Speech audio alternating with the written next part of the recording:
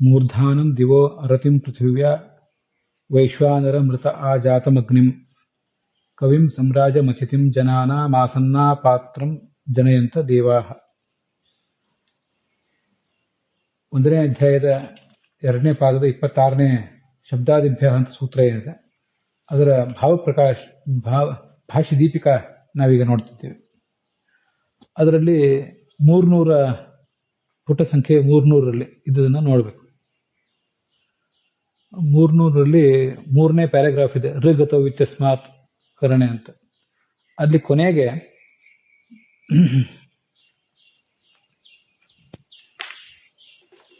ಆ ಅರ್ಥಗಳನ್ನ ಬೇರೆ ಬೇರೆ ಶಬ್ದಗಳಿಗೆ ಅರ್ಥ ಬರೆದಿದ್ದಾರೆ.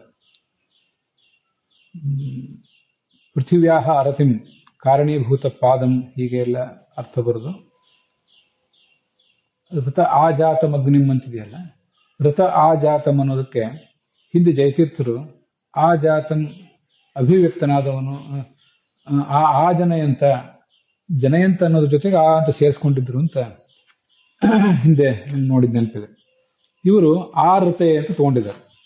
ಅವರು ವ್ಯಾಖ್ಯಾನ ಮಾಡೋ ಒಬ್ಬೊಬ್ರು ಒಂದೊಂದು ರೀತಿ ಮಾಡಿರ್ತಾರೆ. ಅದೇನು ಹೀಗೆ ಮಾಡಬೇಕಂತ ನಿಯಮ ಏನಿಲ್ಲ.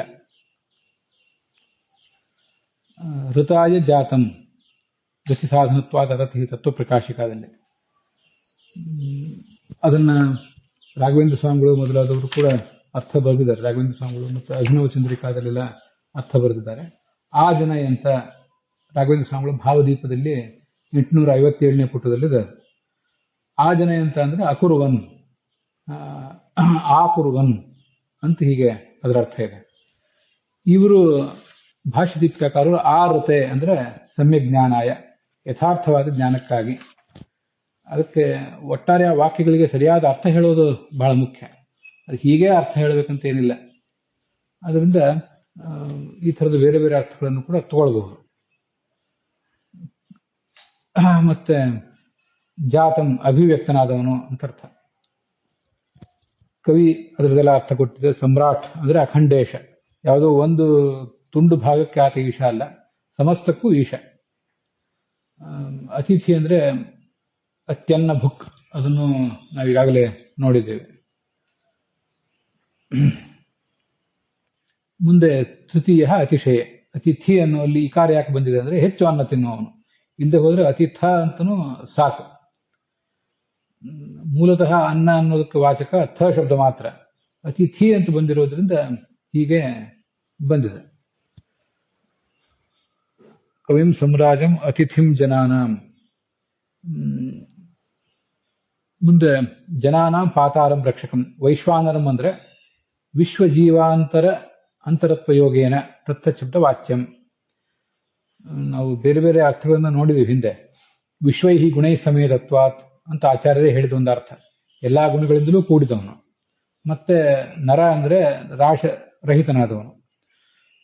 ಆ ಕಾರಣಕ್ಕಾಗಿ ಆ ಹೆಸರನ್ನು ವೈಶ್ವಾನರ ಅಂತ ಹೇಳಿದ್ದನ್ನು ನೋಡಿದ್ದೀವಿ. ವಿಶ್ವಜೀವಾಂತರ ಸಂಬಂಧಿ ಅಂತನೂ ಆಚಾರ್ಯ ಅರ್ಥ ಹೇಳಿದ್ದನ್ನು ನೋಡಿದ್ದೀವಿ. ಇವರು ಎಲ್ಲ ಜೀವರ ಒಳಗಿರುವವನಾದ್ರಿಂದ ಆ ಒಂದು ನಿಮಿತ್ತದಿಂದ ಆಯಾ ಶಬ್ದದಿಂದ ವಾಚ್ಯ. ಶಬ್ದದಿಂದ ವಾಚ್ಯ ಅನ್ನೋದನ್ನು ಇವರು ಎಕ್ಸ್ಟ್ರಾ ತಗೊಂಡಂತೆ ಕಾಣಿಸ್ತದೆ ಭಾಷ್ಯ ದೀಪಿಕಾಕಾರರು. ಅಗ್ನಿಂ ಅಂದ್ರೆ ಅಂಗನೇತಾರಂ, ನಮ್ಮೆಲ್ಲ ಅಂಗಾಂಗಗಳನ್ನು ಮುನ್ನಡೆಸುವವನು. ಅಂಥವನನ್ನು ದೇವಾಹ ಆಸನ್ ಅವಿಭಕ್ತಿ ಕೋಯಂ ನಿರ್ದೇಶ. ವಸ್ತುತಃ ಅಲ್ಲಿ ವಿಭಕ್ತಿ ಇರಬೇಕಾಗಿತ್ತು. ಆಸನ್ ಅಂದ್ರೆ ಸ್ವಾಸ್ಯತೆಯ, ತಮ್ಮ ಮುಖ ಎಂಬುದಾಗಿ ಆತನನ್ನ ಸ್ವೀಕಾರ ಮಾಡಿದರು ಅಂತ.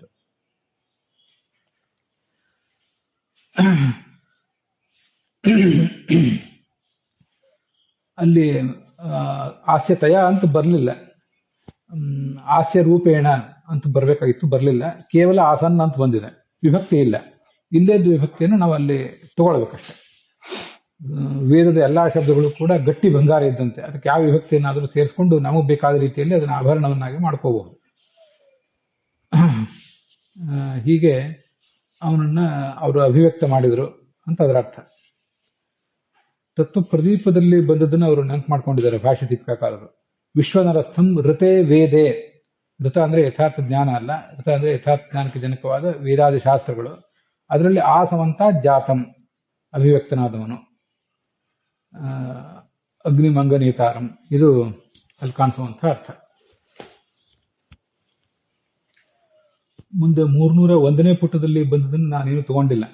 ಅಲ್ಲಿ ಪ್ರಾಯ ಯಾವುದೋ ಟಿಪ್ಪಣಿಕಾರರ ಅಭಿಪ್ರಾಯವನ್ನು ವಿಮರ್ಶಿಸಿದ್ದಾರೆ. ಕೇಚಿತ್ತು ಜನಿ ಬಾಧಕಾಂಗ ಯೋಗ ಆ ಜನ ಅಂತ ಹೀಗೆಲ್ಲ ಅರ್ಥ ಹೇಳಿದ್ದಾರೆ. ಯಾವುದೋ ಟಿಪ್ಪಣಿಕಾರರಿಗೂ ಇವರಿಗೂ ಭಿನ್ನಾಭಿಪ್ರಾಯ ಇದ್ದದನ್ನು ಅವ್ರು ವ್ಯಕ್ತ ಮಾಡಿದಂತ ಕಾಣಿಸ್ತದೆ. ನಾನು ಅದನ್ನು ತಗೊಂಡಿಲ್ಲ. 302ನೇ ಪುಟದಲ್ಲಿ ಭಾಷ್ಯ ದೀಪಿಕಾದಲ್ಲಿ ಅಥಹೈವಮಾತ್ಮಾನಂ ಅಣೋರಣೀಯಾಂಸಂ ಪರತಃ ಪರಂ ಅಂತ ಹೀಗೆಲ್ಲ ಬಂದಿದೆಯಲ್ಲ, ಅದನ್ನ ಹಿಂದೊಂದ್ಸರಿ ಹೇಳಿದ್ದೆ. ಈಗ ಇನ್ನೊಂದ್ಸರಿ ಅದನ್ನ ನೆನಪು ಮಾಡ್ಕೋಬೇಕು.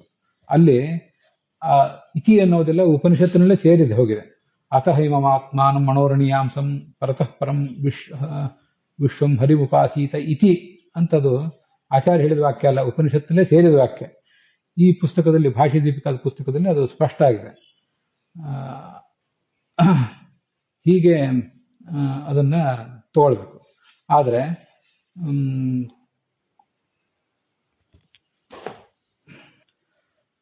ಸರ್ವರೂಪ ಇತಿ ಅನ್ನೋ ತನಕನೂ ಅದೆಲ್ಲ ವೇದವಾಕ್ಯವೇ. ಕೊನೆಗೆ ಭವತಿ ಆದ್ಮೇಲೆ ಸರ್ವೇಷು ದೇವೇಶು ಸರ್ವೇಷು ವೇದೇಶು ಕಾಮಚಾರೋ ಭವತಿ ಅದಾದ್ಮೇಲೆ ಇತಿ ಅಂತ ಏನಿದೆ ಅದನ್ನು ಆಚಾರ ಪ್ರಯೋಗ ಮಾಡಿದ್ದು.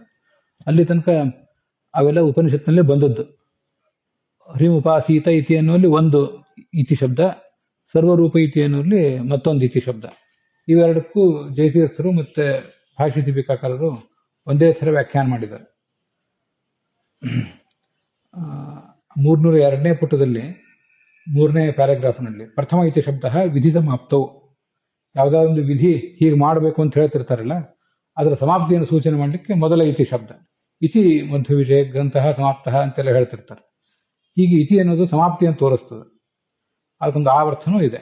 ಇನ್ನೊಂದು ಸರ್ವರೂಪ ಇತಿ ಅಂತಿದೆಯಲ್ಲ, ಸರ್ವರೂಪ ಇತಿ ಉಪಾಸೀತ, ಈಗ ಅವನನ್ನು ಉಪಾಸನೆ ಮಾಡಬೇಕು ಎಂಬುದಾಗಿ ಅದು ತೋರಿಸ್ತದೆ. ಒಂದೇ ಅರ್ಥ ಇಬ್ರು ಕೂಡ ಹೇಳಿದ್ದಾರೆ. ಮುಂದೆ 303ನೇ ಪುಟದಲ್ಲಿ ಅಲ್ಲಿ ಆರಾತ್ ಸಮೀಪೆ, ಅದು 3ನೇ ಪ್ಯಾರಾಗ್ರಾಫ್. ಅಲ್ಲಿ ಆರಾತ್ ಅಂದ್ರೆ ಸಮೀಪೆ ಸ್ವಹೃದಯೇ, ಭಗವಂತನ ಆರಾಧ ಅರಂ ಉಪಾಸೀತ. ಅರಂ ಅಂದ್ರೆ ಅಲಂ, ಚೆನ್ನಾಗಿ. ಆರಾತ್ ಅನ್ನೋದಕ್ಕೆ ಅರ್ಥ ಅಲಂ ಅಂತ, ಅಲಂ ಅಂತ ಅನ್ನೋದಕ್ಕೆ ಅರ್ಥ ಮತ್ತೆ ಸಮ್ಯಕ್ ಅಂತ. ತಸ್ಯ ಏವಂ ಅವ್ಯಾಪ್ತೆ ವ್ಯಾಪ್ತರೂಪೋಪಾಸಕಸ್ಯ ಸರ್ವೇಷು ಲೋಕೇಶು ಸರ್ವೇಷು ಭೂತೇಶು ಕಾಮಚಾರೋ ಭವತಿ. ನಾನು ಜೀವ ಏನಿದ್ದೇನೆ ಅವ್ಯಾಪ್ತ, ಆದರೆ ನನ್ನಲ್ಲಿ ಆ ವ್ಯಾಪ್ತವಾದ ಭಗವಂತನ ರೂಪವನ್ನು ಅವನು ಉಪಾಸನೆ ಮಾಡ್ತಾ ಇದ್ದಾನೆ. ಹೀಗೆ ಅಂಥ ಸಾಧಕನಿಗೆ ಎಲ್ಲ ಲೋಕಗಳು, ಸರ್ವೇಷು ಭೂತೇಶು ಎಲ್ಲ ಪ್ರಾಣಿಗಳು, ಅಥವಾ ಎಲ್ಲ ಲೋಕಗಳಲ್ಲಿರುವ ಎಲ್ಲ ಪ್ರಾಣಿಗಳು ಅಂತ ಒಂದೇ ಅನ್ವಯ. ಮೊದಲನೇ ಅನ್ವಯದ ಪ್ರಕಾರ ಸರ್ವೇಷು ಲೋಕೇಶು, ಎಲ್ಲ ಲೋಕಗಳಲ್ಲಿಯೂ ಅವನಿಗೆ ಕಾಮಚಾರ ಯಥೇಚ್ಛ ಸಂಚಾರ ಇರ್ತದೆ. ಎಲ್ಲ ಭೂತಗಳಲ್ಲಿಯೂ ಕಾಮಚಾರ ಇರ್ತದೆ. ಎಲ್ಲ ದೇವತೆಗಳಲ್ಲಿ ಕಾಮಚಾರ, ಎಲ್ಲ ವೇದಗಳಲ್ಲಿ ಕಾಮಚಾರ ಅಂತ ಹೀಗೆ ಪ್ರತ್ಯೇಕವಾಗಿ ಅನ್ವಯ. ಇದು ಮೊದಲನೇ ಅರ್ಥ. ಅಥವಾ ಸರ್ವೇಷು ಲೋಕೇಶು ಸರ್ವೇಷು ಭೂತೇಶು, ಇದು ಒಂದು. ಎಲ್ಲ ಲೋಕಗಳಲ್ಲಿರುವ ಎಲ್ಲ ಜೀವರೊಳಗೂ ಆತ ಪ್ರವೇಶ ಮಾಡಬಲ್ಲ, ಅವರ ಅಂತರಂಗವನ್ನು ಅರಿಯಬಲ್ಲ ಅಂತ ಅದರ ತಾತ್ಪರ್ಯ.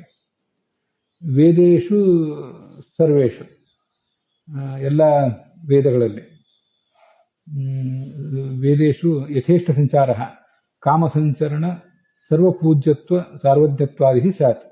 ಎಲ್ಲ ಕಡೆ ಸಂಚಾರ ಮಾಡಬಲ್ಲ, ಅವರೆಲ್ಲರೊಳಗೆ ಈತ ಗೌರವವನ್ನು ಸಂಪಾದನೆ ಮಾಡಬಲ್ಲ ಅಂತ ಇದೆಲ್ಲ ಅದರ ಅರ್ಥ. ಅದು ಕೆಲವು ತತ್ವ ಪ್ರದೀಪಕಾರರು ಹೇಳಿದ್ದನ್ನೇ ಅವರು ತಗೊಂಡಿದ್ದಾರೆ. ಮುಂದೆ 303ನೇ ಪುಟದಲ್ಲಿಯೇ ಅನಾತ್ತತ್ವಾದ ಅನಾತ್ಮಾನಃ ಊನತ್ವಾದ್ ಗುಣರಾಶಿತಃ ಅಂತ ಏನು ವೇದವಾಕ್ಯ ಇದೆ, ಅದಕ್ಕಿಂತ ಮೇಲಿನ ಪ್ಯಾರಾಗ್ರಾಫ್ನಲ್ಲಿ ದೃಷ್ಟಿಪದೇಶಾತ್ ಅಂತ ಹೀಗಿದೆ.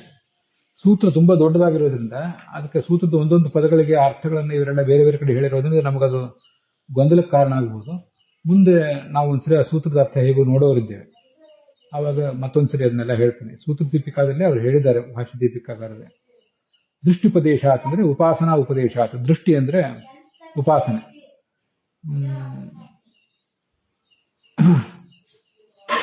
ಆ ಉಪಾಸನೆ ಮಾಡುವುದನ್ನ ಮಾಡಬೇಕು ಅಂತ ಶಾಸ್ತ್ರದಲ್ಲಿ ವರ್ಣನೆ ಮಾಡಿದ್ದಾರೆ. 304ನೇ ಪುಟದಲ್ಲಿ 3ನೇ ಪ್ಯಾರಾಗ್ರಾಫ್ನಲ್ಲಿ ಅನೇನ ಸೂತ್ರೆ ಆರಂಭಾದಿತಿ ಪದಮಧ್ಯಾಹೃತ್ಯ ತೇನ ಅಪಿಶಬ್ದ ಸಂಯೋಜ್ಯ ಅಂತ ಭಾಷ್ಯ ದೀಪಿಕಕಾರ ಹೇಳ್ತಾರೆ. ಸೂತ್ರದಲ್ಲಿ ಈ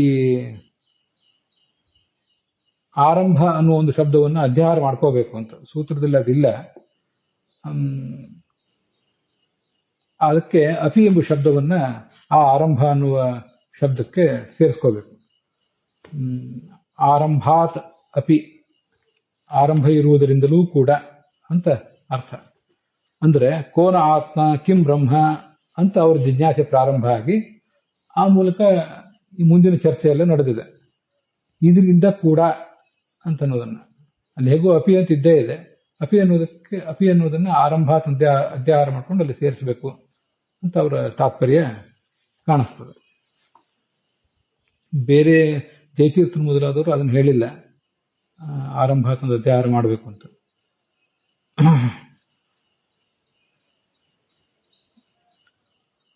305ನೇ ಪುಟದಲ್ಲಿ 2ನೇ ಪ್ಯಾರಾಗ್ರಾಫ್ನಲ್ಲಿ ಅನಾತ್ತತ್ವಾದನಾತ್ಮಾನಃ ಅಂತೇನು ಇದೊಂದು ಉಪನಿಷದ್ ವಾಕ್ಯ ಅಥವಾ ಪುರಾಣ ವಾಕ್ಯ ಅಂತ ಬಂದಿದೆಯಲ್ಲ, ಅದರಲ್ಲಿ ಅನಾತ್ತತ್ವಾತ್ ಅಂತಿದೆ. ಅನಾತ್ತತ್ವಾತ್ ಅಂದ್ರೆ ಏನರ್ಥ? ಆತ್ತ ಅಲ್ಲ. ಆತ್ತ ಅನ್ನೋದು ಅದು ತ ಪ್ರತ್ಯಯ. ಅನಾತ್ತ ಅಂದ್ರೆ ನ ಆತ್ತಃ ಅನಾತ್ತಃ ಅಂತ ಹೀಗೆ. ಅದಕ್ಕೆ ಅರ್ಥ ಏನು? ಅವ್ಯಾಪ್ತತ್ವಾತ್ ಗುಣೈಹಿ ಅನಾತ್ತತ್ವಾತ್. ಗುಣಗಳ ದೃಷ್ಟಿಯಿಂದ ಉಳಿದವರಿಗೆ ವ್ಯಾಪ್ತಿ ಇಲ್ಲ, ಪರಮಾತ್ಮನಿಗೆ ಗುಣದ ದೃಷ್ಟಿಯಿಂದ ವ್ಯಾಪ್ತತ್ವ ಇದೆ. ಲಕ್ಷ್ಮೀದೇವಿಗೂ ಕೂಡ ದೇಶತಃ ಕಾಲತಶ್ಚೈವ ಸಮವ್ಯಾಪ್ತ ವಜಾವುಭೌ. ಲಕ್ಷ್ಮೀದೇವಿ ಮತ್ತು ಪರಮಾತ್ಮ ಇಬ್ರು ಕೂಡ ದೇಶತಃ ಕಾಲತಃ ವ್ಯಾಪ್ತರೇ ಆಗಿದ್ದಾರೆ. ಆದರೆ ಗುಣದ ದೃಷ್ಟಿಯಿಂದ ಅವಳಿಗೆ ವ್ಯಾಪ್ತಿ ಇಲ್ಲ, ಅದಿರೋದು ಪರಮಾತ್ಮನಿಗೆ ಮಾತ್ರ. ಅವಳಿಗೆ ಇಲ್ಲ ಅಂದೇನೆ ಉಳಿದ ದೇವತೆಗಳಿಗಂತೂ ಇಲ್ಲವೇ ಇಲ್ಲ. ಹೀಗೆ ಅನಾತ್ತತ್ವಾತ್ ಅಂದ್ರೆ ಗುಣೈಹಿ, ಗುಣಗಳ ದೃಷ್ಟಿಯಿಂದ ಅನಾತ್ತತ್ವಾತ್ ಅಂತ ತಿಳ್ಕೊಳ್ಬೇಕು. ಮತ್ತೆ ಇನ್ನೊಂದರ್ಥ ಸರ್ವೋತ್ಕೃಷ್ಟತ್ವೇನ ವೈದಿಕೈಹಿ ಅಸ್ವೀಕೃತತ್ವಾದ್ವ. ಆತ್ತ ಅಂದ್ರೆ ವ್ಯಾಪ್ತ ಅಂತ ಒಂದರ್ಥ, ಇನ್ನೊಂದು ಸ್ವೀಕೃತನಲ್ಲ ಅಂತ ಅರ್ಥ. ಆತ್ತ ಅಂದ್ರೆ ಸ್ವೀಕೃತ, ಅನಾತ್ತ ಅಂದ್ರೆ ಅಸ್ವೀಕೃತ. ಏನಂತ ಸ್ವೀಕೃತ? ಯಾವುದನ್ನು ಇಟ್ಕೋಬೇಕು ಅಂದ್ರೆ ಸರ್ವೋತ್ಕೃಷ್ಟತ್ವೇನ ಆತ್ತ, ಅರ್ಥಾತ್ ಸ್ವೀಕೃತನಾದವನು ಭಗವಂತ ಒಬ್ಬನೇ. ಉಳಿದವರು ಯಾರು ಕೂಡ ಸರ್ವೋತ್ಕೃಷ್ಟತ್ವೇನ ಈ ಎಲ್ಲರಿಂದಲೂ ಸ್ವೀಕೃತರಲ್ಲ. ಹಾಗೆ ಯಾರು ಭಗವಂತನನ್ನು ಹೊರತುಪಡಿಸಿ ಬೇರೆ ಯಾರನ್ನು ಸರ್ವೋತ್ಕೃಷ್ಟ ಅಂತ ಸ್ವೀಕಾರ ಮಾಡಿಲ್ಲ ಅಂತ ಹೀಗಾದ್ರ ಅರ್ಥ.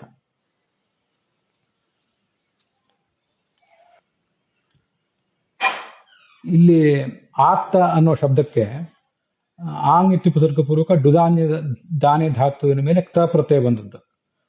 ಆದ್ರಿಂದ ನಮ್ಗಿದು ಗೊತ್ತಿದೆ, ಡುದಾನ್ಯ ದಾನೆ ಧಾತುವಿಗೆ ದತ್ತ ಅಂತ ಆಗ್ತದೆ, ಅದು ಕೊಡಲ್ಪಟ್ಟದ್ದು ಅಂತ ಅರ್ಥ. ಆತ್ತ ಅಲ್ಲಿ ಮುಂದೆ ಆಂಗ್ ಅಂತ ಉಪಸರ್ಗ ಬಂದಾಗ ಆ ನಡುವಿನ ದಾ ಅಂತ ಅನ್ನೋದು ಹೋಗ್ತದೆ. ಅದು ಹೇಗೆ ಹೋಗ್ತದೋ ಅದೇನು ನನಗೆ ಈಗ ಸರಿ ಸ್ಮರಣೆಗೆ ಬರ್ತಿಲ್ಲ. ಅಂತೂ ಆವಾಗ ಸ್ವೀಕೃತ ಅಂತ ಅರ್ಥ ಆಗ್ತದೆ. ಅದು ಹೇಗೆ ಅಂದ್ರೆ ದತ್ತೆ ಅಂದ್ರೆ ಕೊಡುತ್ತಾನೆ, ಆದತ್ತೆ ಅಂದ್ರೆ ಸ್ವೀಕಾರ ಮಾಡ್ತಾನೆ. ಅದನ್ನ ಹಿಂದೆ ನೋಡೇ ಇದ್ದೇವೆ. ಆದತ್ತೇ ಹಿ ರಸಂ ರವಿಹಿ, ಸೂರ್ಯ ನೀರನ್ನ ಹೀರ್ತಾನೆ ಅಂತ ಹೀಗೆ ಬಂದಿದೆ. ಆದ್ರಿಂದ ಆದತ್ತೆ ಅನ್ನುವಿಗೆ ಸ್ವೀಕಾರ ಮಾಡ್ತಾನೆ ಅಂತ ಹೀಗೆ ಅರ್ಥ ಪ್ರಸಿದ್ಧವಾದದ್ದೇ. ಆದ್ರೆ ಅದು ಆದತ್ತ ಆಗೋದಿಲ್ಲ, ಆತ್ತ ಆಗ್ತದೆ.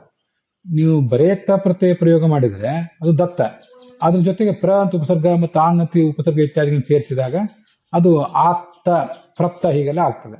ಪ್ರಪ್ತಾಹ ದುಹಿತರಹ ಅಂತ ಭಾಗವತದಲ್ಲಿ ಒಂದು ಕಡೆ ಪ್ರಯೋಗ ಇದೆ. ಕೊಡಲ್ಪಟ್ಟ ಹೆಣ್ಮಕ್ಳು, ಕೃಷ್ಣ ಕೊಡಲ್ಪಟ್ಟ ಹೆಣ್ಮಕ್ಳನ್ನು ಅವರು ಮದುವೆ ಮಾಡಿ ಕೊಟ್ಟಿದ್ದ, ಮತ್ತೆ ಅವಾಗ ತವ್ರ ಮನೆಗೆ ಬಂದಿದ್ರು, ಅವ್ರನ್ನ ಕಳಿಸ್ಕೊಡ್ತಾ ಇದ್ದ ಅಂತ ಹೀಗೇನೋ ಕೆಲವು ಪ್ರಯೋಗಗಳಿವೆ. ಆದ್ರಿಂದ ಆದತ್ತೆ ಅಂದ್ರೆ ಸ್ವೀಕಾರ ಮಾಡ್ತಾನೆ, ಆತ್ತ ಅಂದ್ರೆ ಸ್ವೀಕಾರ ಮಾಡಲ್ಪಟ್ಟದ್ದು ಅಂತ ಅರ್ಥ. ಆತ್ತ ದೇಹಮಿವ ಅಂತ ಹೀಗೆಲ್ಲ ಬೇರೆ ಬೇರೆ ಕಡೆ ಪ್ರಯೋಗ ಇದೆ. ಸ್ವೀಕರಿಸಲ್ಪಟ್ಟ ದೇಹವುಳ್ಳವನು ಅಂತ ಹೀಗೆ. ಅದಕ್ಕೆ ಟೇಕನ್, ಅಕ್ಸೆಪ್ಟೆಡ್, ಅಸ್ಯೂಮ್ಡ್ ಅಂತ ಹೀಗೆ ಬೇರೆ ಬೇರೆ ಅರ್ಥಗಳನ್ನ ಹೇಳ್ತಾರೆ.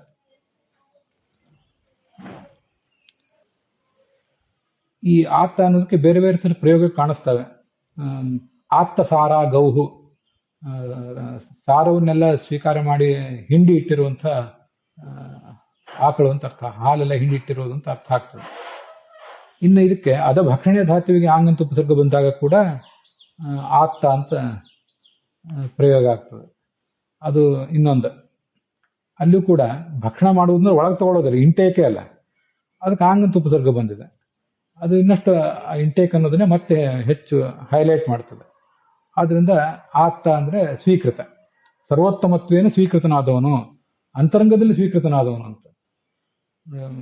ಅದ್ಯತೆ ಅತ್ಯಜ ಭೂತಾನಿ ತಸ್ಮಾದನ್ನಂ ತದುಚ್ಯತೆ. ಭಗವಂತ ಆತ್ತ, ಅವನು ಅತ್ತ ಅಥವಾ ಅನ್ನ ಯಾಕೆ ಅಂದ್ರೆ ಅವನು ಈ ಇನ್ನೂ ಬೇರೆ ಪ್ರಾಣಿಗಳನ್ನು ತಿಂತಾನೆ, ಮತ್ತೆ ಭಕ್ತರಿಂದ ತಿನ್ನಲ್ಪಡ್ತಾನೆ ಅಂತ. ತಿನ್ನಲ್ಪಡುವುದು ಅಂದ್ರೆ ಹೀ ಈಸ್ ಅಂಡರ್ಟೇಕನ್ ಅಂತ ಅರ್ಥ. ಅವನನ್ನ ಯಾರು ತಿಂತಾರೆ ಅಂತ ಅರ್ಥ ಅಲ್ಲ. ನಮ್ಮ ಅಂತರ್ಯಾಮಿ ಅಂತ ಆತನನ್ನು ಸ್ವೀಕಾರ ಮಾಡ್ತಾರೆ. ನೀವು ಅದ ಭಕ್ಷಣೆ ಆದ್ರೂ ತಗೊಳ್ರಿ, ಅಥವಾ ಡುದಾನ್ ದಾನೆ ಧಾತು ಅಂತ ತಗೊಂಡು ಅದಕ್ಕೆ ಆಂಗಂತ ಉಪಸರ್ಗ ಆದ್ರೂ ತಗೊಳ್ರಿ. ಅದರಿಂದ ಆ ಥರ ನಾವು ಅದನ್ನೆಲ್ಲ ತಗೊಳ್ಬಹುದು. ಮುಂದೆ 309ನೇ ಪುಟ ನೋಡಿ, ಭಾಷ್ಯ ದೀಪಿಕಾ. ಈ ಸೂತ್ರಕ್ಕೆ ಬಹಳ ವಿಸ್ತಾರವಾಗಿದೆ, ಅಲ್ಲಿ ಇದನ್ನ ಎಲ್ಲವನ್ನೂ ಹೇಳ್ತಿಲ್ಲ, ಅದೇನ ಅಷ್ಟು ಅಗತ್ಯ ಇಲ್ಲ ಅಂತ ಕಾಣಿಸ್ತು. ನಾವು ಸಾಮಾನ್ಯ ಟೀಕಾ ನೋಡ್ಲಿಕ್ಕೆ ಕೂತವ್ರು, ಅದಕ್ಕೆ ಟೀಕಾ ನೋಡ್ಲಿಕ್ಕೆ ಎಷ್ಟು ಬೇಕೋ ಅಷ್ಟು ಭಾಷ್ಯ ದೀಪಿಕಾ ಸಾಕು. 309ನೇ ಪುಟದಲ್ಲಿ ಛಾಂದೋಗ್ಯ ಭಾಷ್ಯೇತು ಅಂತ 3ನೇ ಪ್ಯಾರಾಗ್ರಾಫ್ ಇದೆ. ಮೂರ್ಧಾ ವಿಷ್ಣು ಶಿರ ಸ್ವರ್ಗಾಧಾರಂ ಜುನಾಮಕಂ ಅತಿ ತೇಜಸ ಸುತೇಜನಾಮಕಂ ಚ. ಅಲ್ಲಿ ವಿಶ್ವಾನುರೂಪಾಣಿ ವಿಷಯತ್ವೇನ ಯಸ್ಯ ಇತಿ ವಿಗ್ರಹಾಶ್ರಯಣೇನ ಸರ್ವರೂಪ ಅತಿದರ್ಶನಾಚ್ಚ ವಿಶ್ವರೂಪಾಖ್ಯಂ. ಈಗ ವಿಶ್ವರೂಪಂ ಅಂತ ಬಂತಲ್ಲ, ಎಲ್ಲಾ ಕಡೆಯೂ ಇವನು, ಎಲ್ಲ ರೂಪಗಳು ಇವನದೇ ರೂಪ, ಬೇರೆ ಯಾವ ಜೀವಕ್ಕೂ ಬಂದಿರುವ ರೂಪವೆಲ್ಲ ಇವನಿಂದಲೇ ಬಂದಿದೆ, ಎಲ್ಲ ಥರದ ಆಕಾರಗಳು ಕೂಡ ಈತನಿಗಿವೆ ಅಂತ ಅನ್ನೋದನ್ನೆಲ್ಲ ನಾವು ನೋಡಿದ್ದೀವಿ. ಇಲ್ಲಿ ಇನ್ನೊಂದು ಅರ್ಥ ಹೇಳಿದ್ದಾರೆ ನೋಡಿ, ಸರ್ವಾಣಿ ರೂಪಾಣಿ ಯಸ್ಯ ಸಹ ಸರ್ವರೂಪ ಅಂತ ಮಾಡ್ತೀವಲ್ಲ, ಯಸ್ಯ ಯಾರಿಗೆ, ಸರ್ವಾಣಿ ಎಲ್ಲ, ರೂಪಾಣಿ ರೂಪಗಳು ಇವೆಯೋ ಅಂದ್ರೆ ಹೇಗಿವೆ, ಯಾವ ರೂಪದಿಂದ ಇವೆ ಅಂತ ಬೇಕಲ್ಲ. ಈಗ ನನ್ನಲ್ಲಿ ದುಡ್ಡು ಇದೆ ಅಂದ್ರೆ ಅದು ನಾನು ಅದಕ್ಕೆ ಸ್ವಾಮಿಯಾಗಿಯೂ ಆ ದುಡ್ಡನ್ನು ಹೊಂದಿರಬಹುದು. ನಾನು ದುಡ್ಡು ನಮ್ಮ ಮಾಲೀಕಂದು, ನಾನು ಅವನ ಅನುವರ್ತಿಯಾಗಿ ಆ ದುಡ್ಡನ್ನು ಹೊಂದಿರಬಹುದಲ್ಲ. ಶೆಟ್ಟಿ ವಿಭಕ್ತಿಗೆ ಅನೇಕ ಅರ್ಥಗಳು ಬರ್ತವೆ. ಅದಕ್ಕೆ ಎಲ್ಲ ರೂಪಗಳು ಕೂಡ ಇವನಿಗೆ, ಅರ್ಥಾತ್ ಈ ಭಗವಂತನ ಸ್ವರೂಪವಾದ ಜ್ಞಾನಕ್ಕೆ ವಿಷಯ ರೂಪದಲ್ಲಿ ಇವೆ ಅಂತ ಇದೊಂದು ಅರ್ಥ ಮಾಡಿದ್ದಾರೆ. ಇದು ಚೆನ್ನಾಗಿದೆ. ಮಾಡಿದ್ದಾರೆ ಅಂದ್ರೆ ಅದಲ್ಲಿ ಚಾಂದೋಗ್ಯದಲ್ಲಿ ಇರಬಹುದು, ಅದನ್ನ ಇವರು ಹೈಲೈಟ್ ಮಾಡಿದ್ದಾರೆ, ನಮ್ಗದು ಆವಾಗ ಗಮನಕ್ಕೆ ಬಂದಿಲ್ಲ. ಆದ್ರಿಂದ ವಿಶ್ವರೂಪ ಅಂದ್ರೆ ಎಲ್ಲ ರೂಪಗಳನ್ನು ನೋಡಬಲ್ಲವನು ಅಂತ ಅರ್ಥ. ಸರ್ವರೂಪ ಅತಿದರ್ಶನಾತ್ ಚಕ್ಷು ವಿಶ್ವರೂಪಾಖ್ಯಂ ಅಂತ. ಹೀಗೆ ಮುಂದೆ 310ನೇ ಪುಟದಲ್ಲಿ 3ನೇ ಪ್ಯಾರಾಗ್ರಾಫ್ನಲ್ಲಿ ತಥಾ ದೃಷ್ಟಿಪದೇಶಾತ್ ಅಂದ್ರೆ ವಿಷ್ಣೋ ಉಪಾಸನಾ ಉಪದೇಶಾತ್. ಒಂದ್ಸರಿ ಇದು ಬಂತು, ಅದನ್ನ ಮತ್ತೆ ಓದುವಾಗ ಅವ್ರು ಇನ್ನೊಂದು ಎಕ್ಸ್ಟ್ರಾ ಶಬ್ದ ಸೇರಿಸ್ತಾರೆ ಅಂತ ನಾನು ಕಂಡಾಗ ಮತ್ತೆ ಹೇಳಿರ್ತೇನೆ. ದೃಷ್ಟಿ ಅಂದ್ರೆ ಉಪಾಸನೆ, ಅದನ್ನು ಉಪದೇಶ ಮಾಡುವುದು ಅಂದ್ರೆ ಅಗ್ನಿ ಮೊದಲಾದ ನಾಮಗಳು ಇವನಿಗೆ ಇವೆ, ಲಿಂಗಗಳು ಇವನಿಗೆ ಇವೆ, ಪಾಚಕತ್ವ ಮೊದಲಾದ ಲಿಂಗಗಳು, ಕರ್ಮಗಳು, ಎಲ್ಲ ಕಡೆ ಇರುವಿಕೆ ಮೊದಲಾದ ಕರ್ಮಗಳು ಕೂಡ ಇವನಿಗೆ ಇವೆ, ಎಲ್ಲರಿಂದಲೂ ಕೆಲಸ ಮಾಡಿಸುವಿಕೆ ಅದು ಬಂದಿದೆಯಲ್ಲ, ಅಗ್ನಿ ಅಂಗಪ್ರಣೇತೃತ್ವ. ಹೀಗೆ ನಾಮಗಳು, ಲಿಂಗಗಳು, ಕರ್ಮಗಳು ಎಲ್ಲವೂ ಕೂಡ ಇವನಿಗೆ ಇವೆ ಅಂತ ಉಪಾಸನೆ ಮಾಡಿದ್ದಾರೆ ಅಂತ ಅದರ ಅರ್ಥ. ಅಲ್ಲಿಗೆ ಇವತ್ತಿನ ಈ ಭಾಗ ಸಮಾಪ್ತ ಆಗಿದೆ.